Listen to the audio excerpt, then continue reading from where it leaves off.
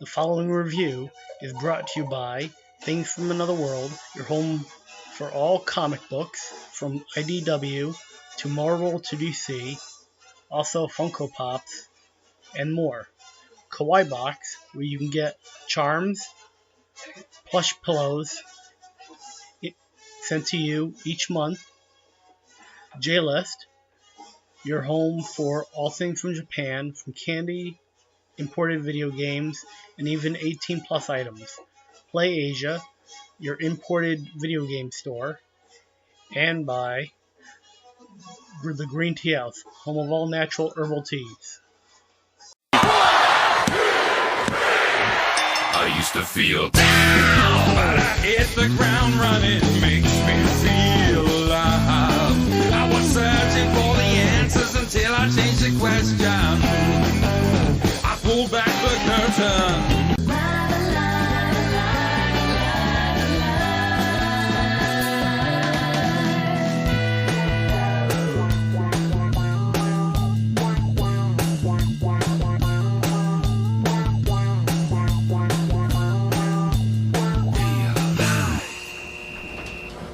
Ladies and gentlemen, this next podcast is set for one fall, with let's say a 90-minute time limit. Introducing first, I am the host of this series, Have You Seen Any Good Wrestling Lately? From SuperFancom, I'm Retro Rick, and my guest at this time, from CryptoNightmare, Tails. Hey everyone! Okay, so basically how this show works, it's almost like the other show, Have You Seen Any Good Movies Lately? But this time we take a wrestling pay-per-view, wrestling show, drop everything that happens in it, give our thoughts, and then what we liked, what we didn't like, and then rank it on a scale. And the first show we are doing is Survivor Series 1991. But first, Tails, how'd you get into wrestling? You know what? I was about 9 or 10, and my parents split up on for the weekend, but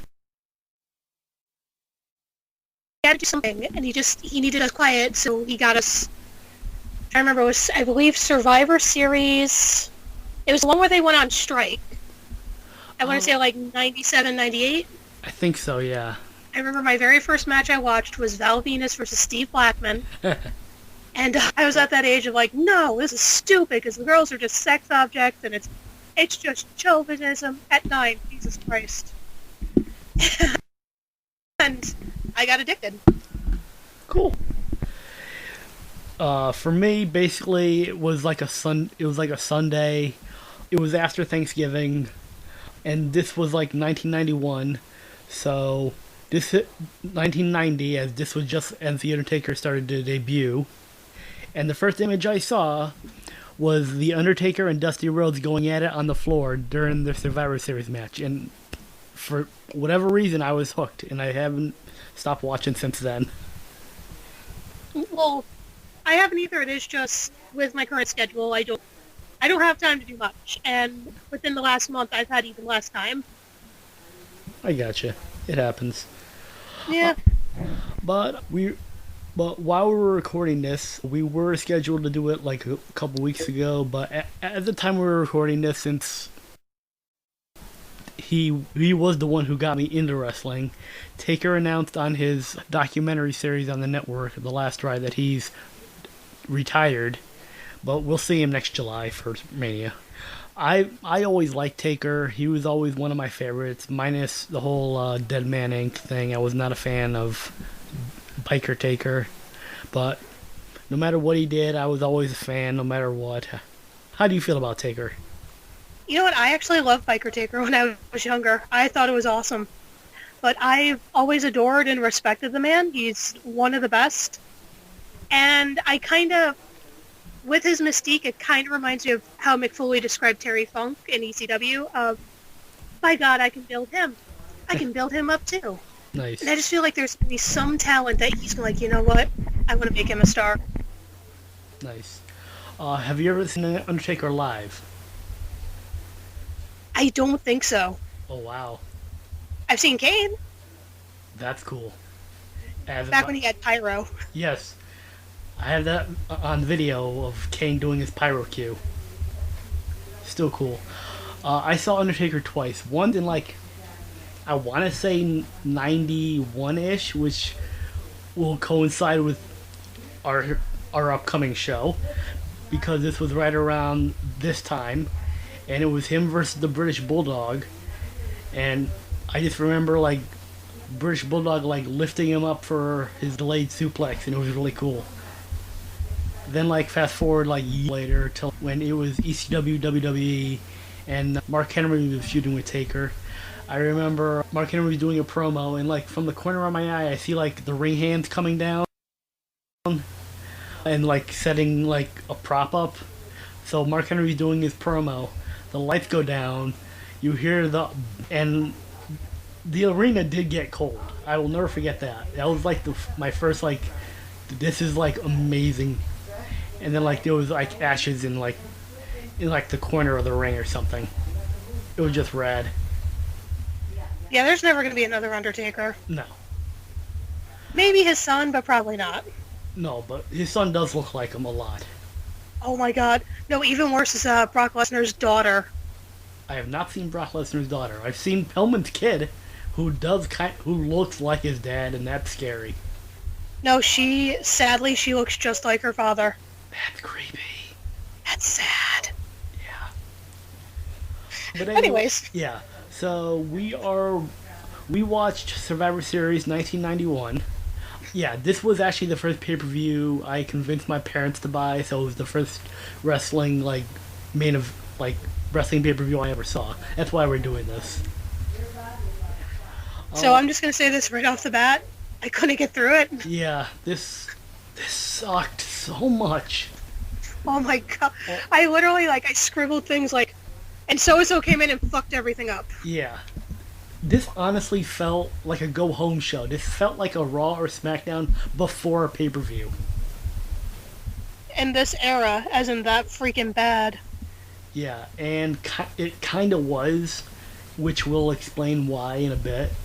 Basically, the pay-per-view opens like an episode of Raw or SmackDown. It recaps what happened last week, which was Randy Savage and Drake the Snake, and the infamous snake bite. Oh god, I hated seeing that. That's so... Oh! It's so creepy. So gross! It is. That, and along with the warrior throwing up during Papa Shango's curse, are always things I always cringe from. It's always the snake. Because one, I'm terrified of snakes. I gotcha. And two, just... He freaking took it. Oh, you cannot deny, how professional Macho Man was. Oh yeah. Yeah, so they do the recap. Then you see then president of the WWF, Jack Tunney, shows up. He says, "I'll take all responsibility for this, and all snakes are banned from ringside."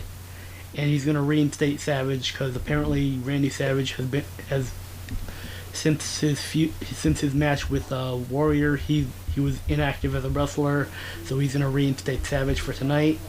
He's also replacing Jake on the pay-per-view, which will come into later.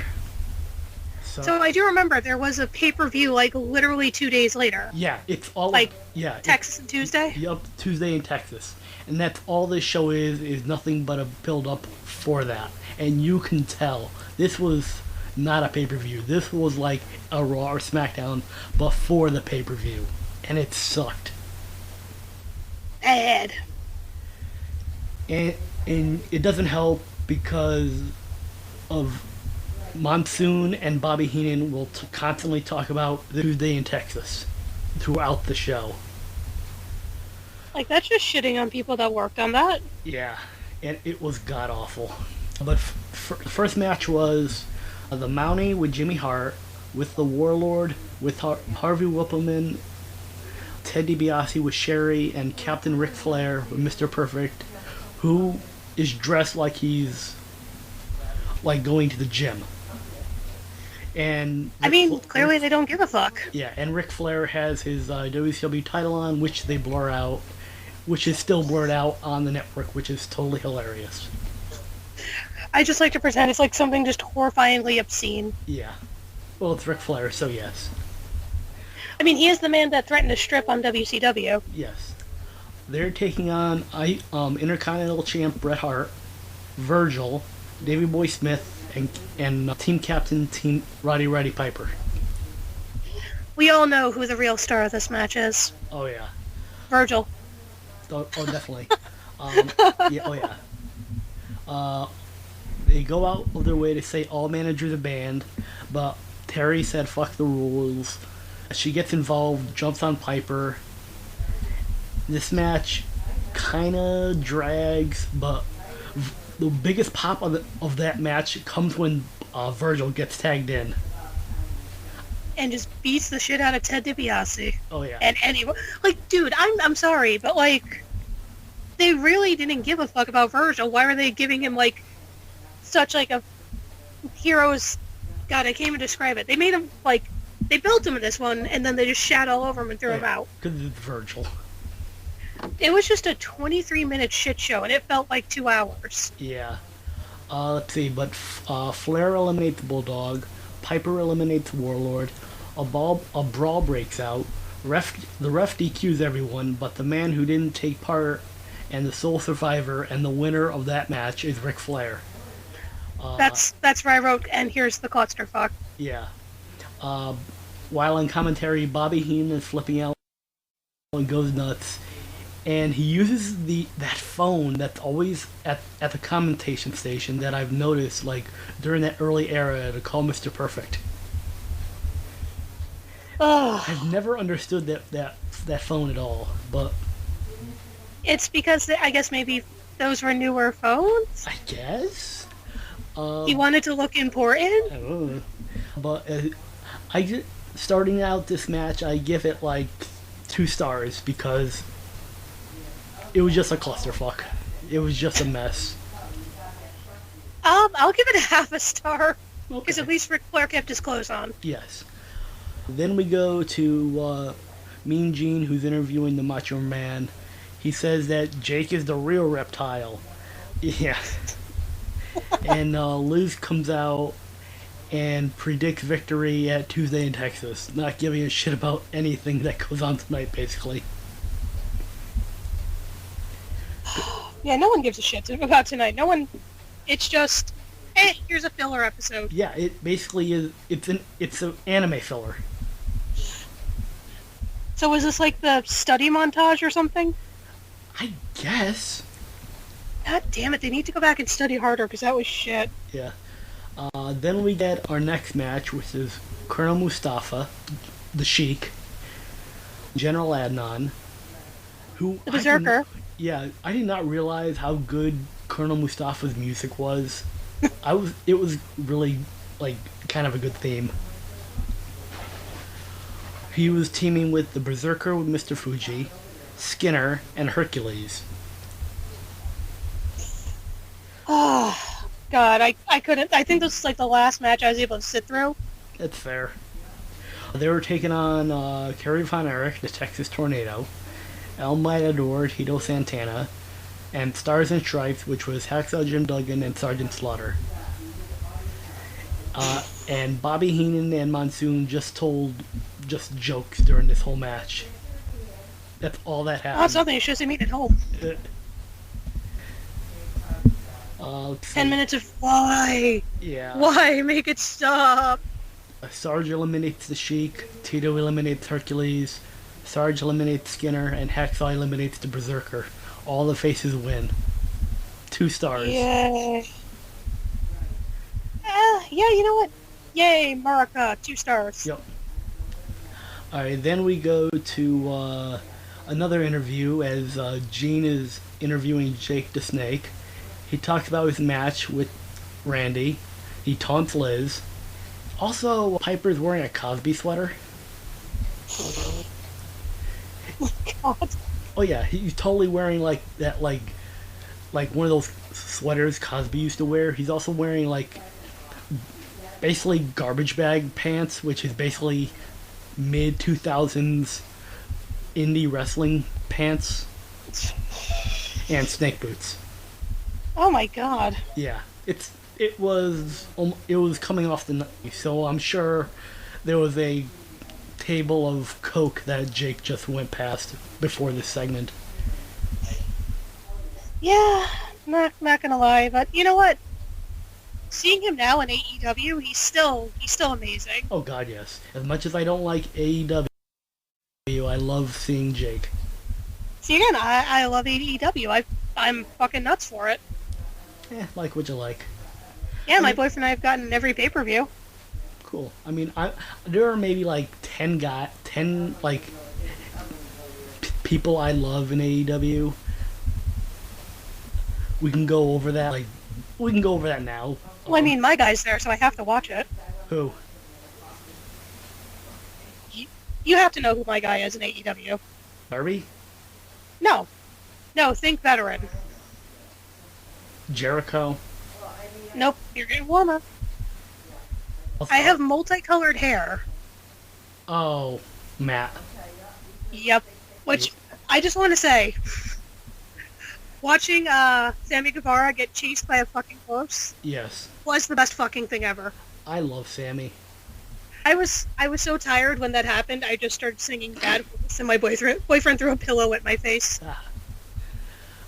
Sammy is amazing. He's like, as soon as I saw him, I'm like, yes, I like this kid. I liked watching him get chased by golf carts. Who was it? The Hurricane. The Hurricane posted a picture that he had gotten a new golf cart. And Sammy Guevara on Twitter just tweeted at him, "Stay the fuck away from me." Nice. What else? Oh my god. Oh god, I can't remember the two guys that are part of the Inner Circle. I cannot remember their names off the top of my head.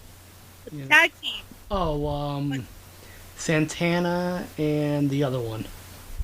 The other one, yeah. There was a pool where they were wrestling, and they dragged Matt Hardy, and they were like, yeah, I'm guessing trying to drown him. And as they're drowning him, he's cycling through his boat. Yeah. Here's Team Extreme Matt Hardy, flashing the Hardy guns. Here's version 1 Matt Hardy. Team 1. And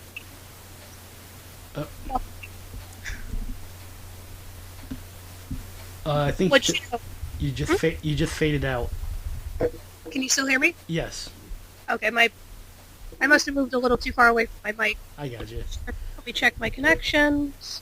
Yeah, everything's good, but so seeing Matt Hardy cycle through all of his posters was fun. I looked at my boyfriend and I'm like, fuck you. Just fuck you. Because, like, we watched the Ultimate Deletion match, we watched Fight on Fucking Compound, and, like, massive props to Matt Hardy. I think he's, like, 45? Yeah. And he's still reinventing himself. He's the talent. I hate to say it, it's not Jeff, it's Matt. Yeah, even though he's bow-legged. Hey, so my hips are like his, actually. Yeah. But that's just because my sister's leg was between mine and I fell. Gotcha. Alright, then we get a funeral parlor segment. Taker vs. Hogan for the title. This match. King of the cunts. This match. Wow, this match. Alright, it's The Undertaker versus Hulk Hogan for the title in the third matchup of the night. Yeah, no, they really didn't care about this one as much. And here's the thing, Survivor Series is one of my favorite papers. Oh, same. That and the Royal Rumble. The Royal Rumble is very near and dear to my heart. Oh, yes.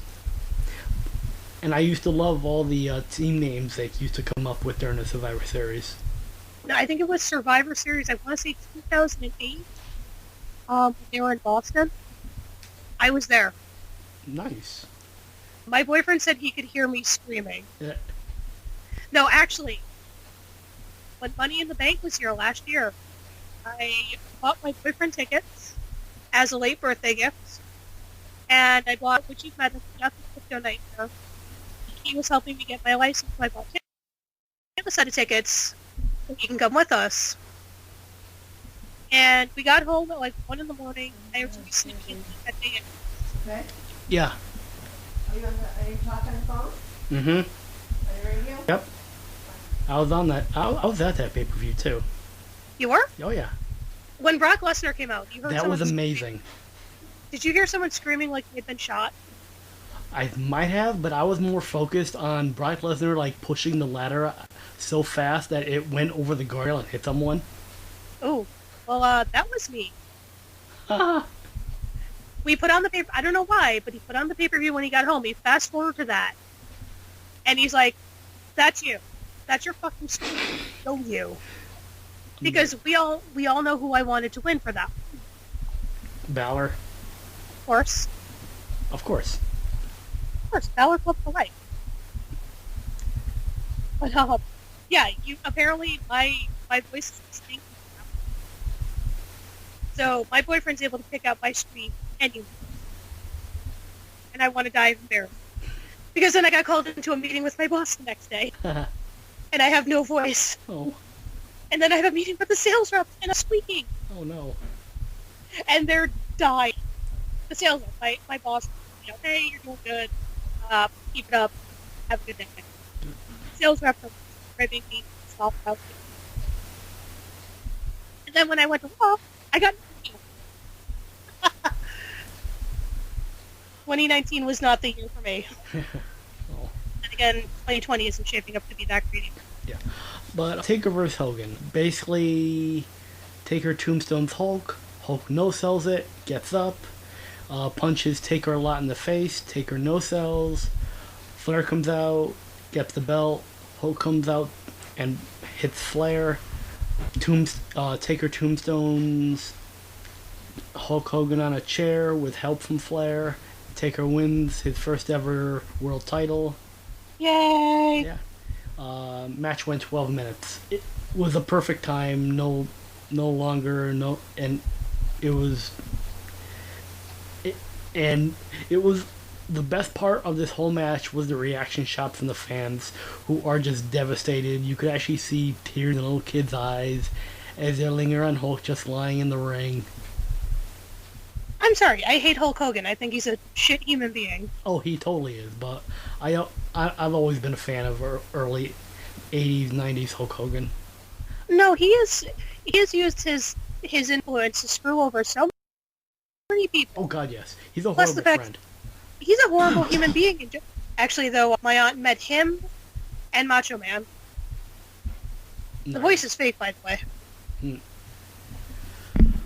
But yeah, Hogan is an awful friend in wrestling. If you just between the Mega Powers alone, if you just watch that, He just cunts it up every time. Yep. Time Macho Man starts to get something, he has to go flop around like the soggy cunt he is, Yep. and just piss and moan about it. But I bet you $10 he's like an anti-masker too. Oh. But I'll always pop. Him or Taker, whenever I hear their music, I always pop. I enjoy seeing them both. I was a fan of Hollywood Hogan in WCW. I never liked him. He had just an icky vibe. That's fair. But I give this match 3.5 stars since it was a good amount of time. The reaction shots from the fans, Taker's first title win. Yeah. I'll give 4. It's minusing 1 star because Hogan's there. That's okay. Then we go to Gene and Mean Gene, who's interviewing Roddy Piper, which is my favorite moment of the night. Because he says that The Undertaker is Lurch from the M family, and Flair is cousin it. This promo made absolutely no sense, which is why I love Piper, because it makes no sense at all. Piper, though, he was amazing too. Oh, God, it was yeah. kind of sad towards the end because you could tell like some stuff was catching up with him, and Oh yeah. Then we go to Sean Mooney, who's interviewing Ric Flair, who's goading over Hogan, and that Hogan lost the title, and that Ric Flair is the real world champ because he was from WCW, so he has the WCW world title on him. Then we cut to Mean Gene, because this is basically a Raw or SmackDown, because we have to have like 15 interviews before a match. course. Yeah. Gene talks to Jack Tunney, who's in meetings about Taker. Then he turns to interview the natural disasters and IRS with Jimmy Hart. Basic heel promo from them. Then we go to Sean Mooney, who's with the LOD and the Big Boss Man. Hawk does his, oh, what a rush to Mooney. Hawk gets upset for no reason. Then we go back to Gene, who's with Tunney. He says that the ref's decision is the final, and says there will be a rematch between Taker and Hogan at Tuesday night in Texas, and he will be at ringside himself to make sure everything's good. Basically, this is one long build-up for a better pay-per-view show. Because, like, why work on this one? Yeah. Who the fuck cares? Pretty much. And then we get the Beverly Brothers, Bo and Blake, Bad News Brown. Hot Body Brown is an independent wrestler I personally know. With the Genius and the Nasty Boys, with Jimmy Hart. And they are taking on the Bushwhackers and the Rockers, which is Shawn Michaels and Marty Jannetty. I kind of knew that. Let's see. Blake eliminates Butch. Luke eliminates Blake. HBK eliminates Bo. HBK picks up Knobs, accidentally hits Marty, who gets pinned by Sags, which basically sets up their breakup storyline, because HBK walks out on Marty, who gets rolled up by Sags, and Blake distracts the ref. So basically, the heels win, face loses. Yeah, 3 stars just because it sets up HBK kicking Marty and then throwing him through a plate glass window. Can we just? I'm pretty sure I'm talking about the right person. Marty Jannetty, isn't he kind of like a weirdo? Yes. Like, didn't he? Like, he thought he found his biological daughter and was attracted to her or something like that. Yep. Blech. Yep. Blech. That's okay. Good. That's enough internet for one day. Yeah. Marty Jannetty is not a good guy. He's kind of insane. Kind of? Yeah. Ew. Just no. Yeah. No, just no. Yeah. Then we go to our main event. The Natural Disasters, Earthquake and Typhoon, with IRS, taking on the Legion of Doom and the Big Boss Man. Okay match. IRS eliminates the Boss Man when he hits him with his briefcase. Hawk eliminates Typhoon. Earthquake gets upset, says fuck it, and leaves IRS alone. Oh my god. And Bossman returns to stop IRS from leaving. LOD pick up the win. Woo! 2 stars. That match was a mess. I mean, so was this entire pay-per-view, but Yes. that's not we're gonna not really we're change not anything. done yet, actually. Oh, 'Cause- Jesus Christ, on a phone. Yeah, this was the main event. However, we go to Mooney talking about how it's going to be Hulk is ready for Tuesday night in Texas. Then we go to Bobby Heenan and Monsoon, who wrap up the show, talking about Tuesday night in Texas.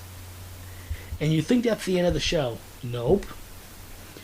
We then go to Mean Gene, who's in the basement looking for Taker, who cuts a promo on Hogan saying he's going to bury him Tuesday night in Texas. And then the show is over. I mean, okay. This pay-per-view sucked. So bad. Can we pick a better one for the next one? Yeah. Hopefully we will, depending on the wheel. Which I'll get to in a bit. The wheel? Yeah, the wheel. Oh, Jesus. I'll explain that. But first... You better be getting me a pony if I have to deal with another one of these. Alright. Let's go to our segments. First up, best match. I'm giving it to the opening because it had more going on it than half the match that we're on. Which was... I'll give it that. Yeah. Plus Ric Flair being batshit crazy Ric Flair is always good. Yep. Worst match of the night, the main event. Just because it was just a clusterfuck. Yeah, but to be fair, a lot of these ended up being a clusterfuck. Yeah. It was flat. It had good stars on it, but it was just so slow. Favorite moment, Piper and Gene, where Piper says Undertaker is lurched from the M family. Your favorite moment, Hulk Hogan loses his title to Taker. Yeah, you know what? I'm sorry. Anytime something bad happens to Hogan, I will cheer. Okay. Worst segment, constant mentions of Tuesday Night in Texas. Yeah, it's like this was the redheaded stepchild. Yeah. This was the Raw or SmackDown before a pay-per-view. Because it felt like you're watching just a TV... You're not watching a pay-per-view. No, it's just a giant advertisement. For a better show, probably. I mean, if that's on the wheel... Eventually it will be. Okay. Wrestler of the night, I'm giving it to Piper just for that insane promo. Yes, definitely. Always Piper. Yeah. Least favorite, Gorilla Monsoon reflecting on Tuesday Night in Texas. Any mention of Texas? Alright. I'll give it to Hogan, just he's a bitch. Fair. Alright. Now, on a scale of positive 5 stars to negative 5 stars, I will rate this a 2.5 stars. I'll give it a 1. A solid 1. That's fair. Alright. We now go to our wheel, which, just like have you seen any good movies lately, I have a bunch of random wrestling pay-per-views and shows on the wheel. Whatever it spins on, we'll be back for it. So we have WWF Royal Rumble 96, ECW One Night Stand, ECW November to Remember 99, WCW Sold Out 98, WCW Great American Bash 91, WWE Armageddon 2008, ECW Heatwave 97, WWE Vengeance 2004, and for surprises, I have 3 dark matches, which you won't know until later. So let's this wheel. Hang on 1 second. Yeah? Wait, actually, no, I'll say it after you spin the wheel. Alright, and it lands on ECW One Night Stand. Damn it! I was hoping for Vengeance, because I was there. That was the one in Hartford, right? Yep. I was Birthday there present for my grandparents. I was there too. So which one are we watching? ECW One Night Stand. Sweet. And the dark matches were Ghana Mania from Interspecies Wrestling, Heroes of Wrestling from 1999, and Evolve 146. So we will be here next time for ECW One Night Stand. Woo, and maybe I can drag my boyfriend's ass out of bed to watch it. Alright, Tails, where can people find you? I'm on CryptoNightmare. I have been a little inactive lately just because, sadly, I am an essential employee. So, I'm really busy as of late. I also do a lot of work with On the Brain Entertainment. And I was actually just on the, I think it's called Game for Evil podcast. That was a couple of weeks ago. And I'm home a lot. Because I shouldn't be fucking going out. Sounds good. Always. And that will include our show for tonight. Good night.